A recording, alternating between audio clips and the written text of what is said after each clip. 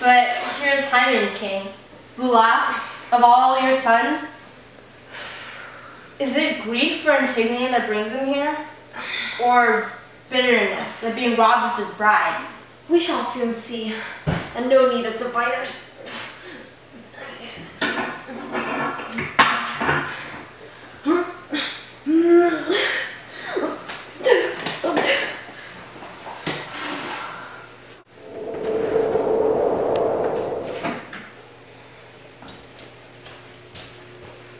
Son, you have heard my judgment on that girl. Have you come here hating me, or have you come with deference and with love, whatever I do? I am your son, Father. You are my guide. You make things clear for me, and I obey you. No marriage means more to me than your continuing wisdom. Good. That is the way to behave. Subordinate everything else, my son, to your father's will.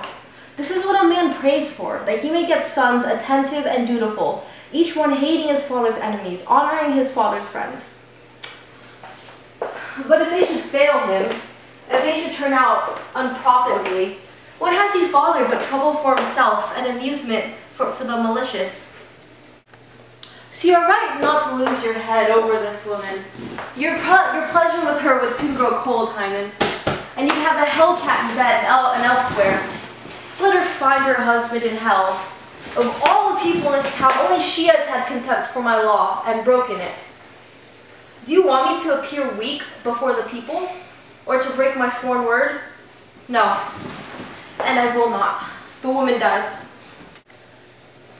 I suppose she'll plead family ties. Well, let her. If I permit my own family to rebel, how will I earn the world's obedience? Show me the man who keeps his house in hand. He is fit for public authority.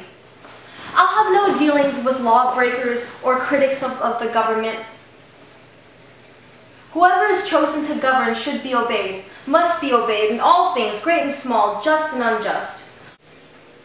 Oh, Hymen, the man who knows how to obey, and that man only, knows how to give commands when the time comes. You can depend on him. No matter how fast the spears come, he is a good soldier. He'll stick it out. Anarchy! Anarchy, show me a greater evil. This is why cities tumble and the great houses rain down. This is what scatters armies. No, good lives are made so by discipline. We keep the laws then, and the lawmakers, and no woman shall seduce us.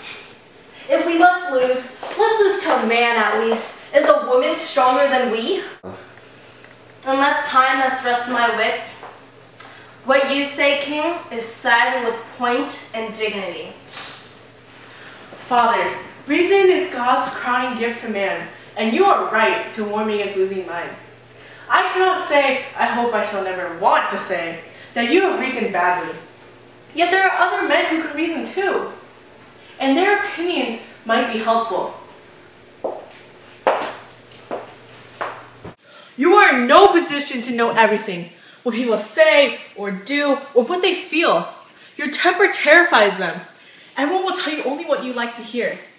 But I, at any rate, can listen, and I have heard them muttering and whispering in the dark about this girl.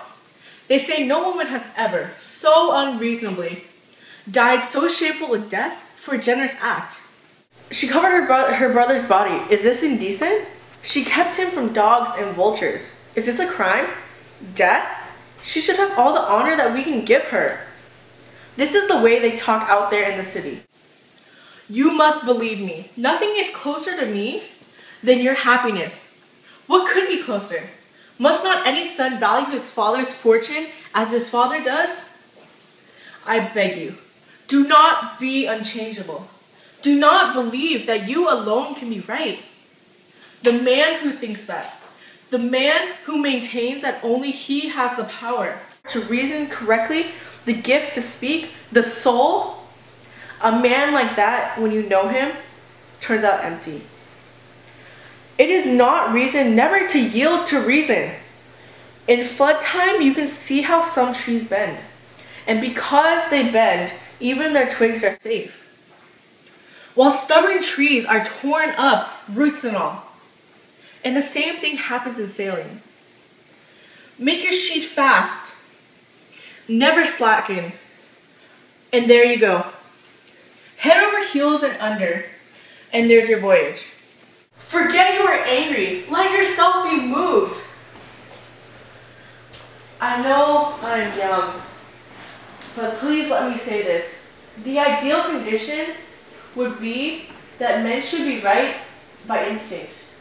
But since we are all too likely to go astray, the only reasonable thing is to learn from those who could teach.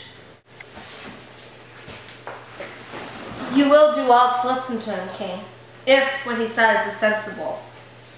And you, Hymen, must listen to your father.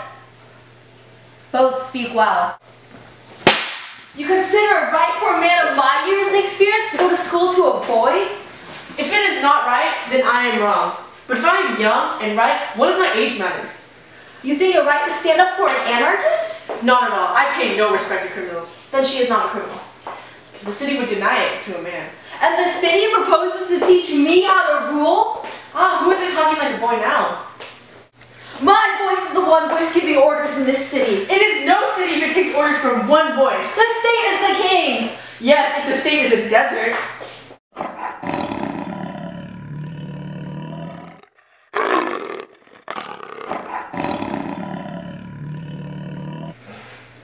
This boy seems to sold out to a woman. If you're a woman, my only concern is for you. So, you're concerned in a public brawl with your father?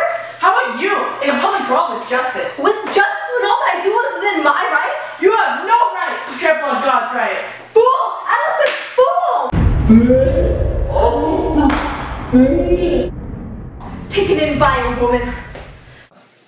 You'll never see me taken in by anything vile. Every word you say is for her. And for you, and for me, and for the gods under this earth. I'll never marry her while she lives. And she must die. But her death will cause another. Another?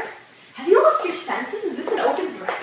There is no threat in speaking to emptiness. I swear you'll regret the superior tone of yours. You are the empty one. If you were not my father, I'd say you were perverse. You girl-struck fool, don't play out words with me. I'm sorry, you prefer silence. Now, by God, I swear by all the gods in heaven above us, you'll watch it. I swear you shall. Bring her out. Bring her out. Bring the girl out right now, in this instant, to let her die beside her bridegroom. Not here. No, she will not die here, King. And you will never see my face again.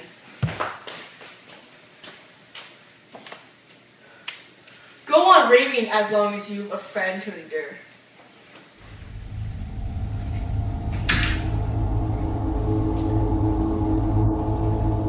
Gone. Gone. Crayon. A young man in a rage is dangerous. Let him do or dream to do more than a man can. He won't save these girls from death. These girls? You have sentenced them both? No, you're right. I will not kill the one whose hands are clean. But Antigone?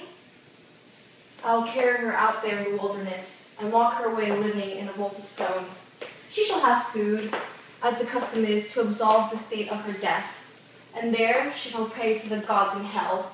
They are her only gods. Perhaps they may show her an escape from death. Or she may learn, though late, that piety shown the dead is pity in vain.